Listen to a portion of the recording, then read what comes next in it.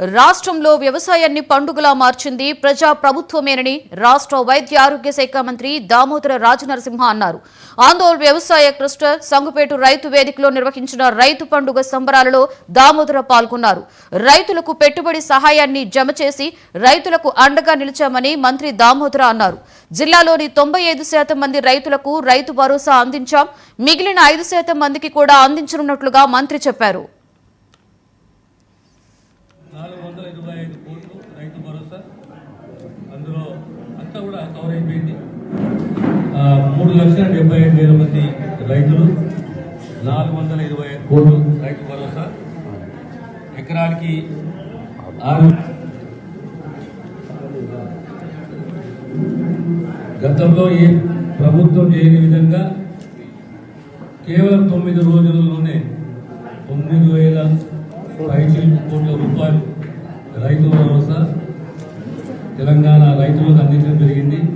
అదే రకంగా మా సంగారెడ్డి జిల్లాకు సంబంధించి మొత్తము 425 కోట్లు 3,75,000 పైసలకు రైతు. అదే రకంగా సన్నాలే కానీ గత 18 మాసాలలో సుమారు 75-80 వేల కోట్ల రూపాయలు కేవలం రైతు సంక్షేమం మీదే వెచ్చించడం జరిగింది.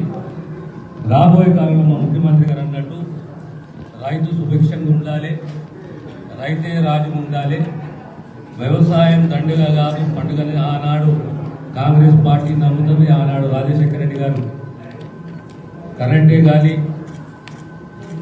ఉచిత కరెంటు, సాగునీరే కానీ ప్రాజెక్టులే కానీ వ్యవసాయము దండుగ కాదు పండుగ అనే సిద్ధాంతాన్ని సంపూర్ణంగా ప్రజా ప్రభుత్వం మా ప్రభుత్వం నమ్ముతుంది, విశ్వసిస్తుంది. 425 కోట్లు రైతు భరోసా అందులో అంతా కూడా కవర్ అయిపోయింది.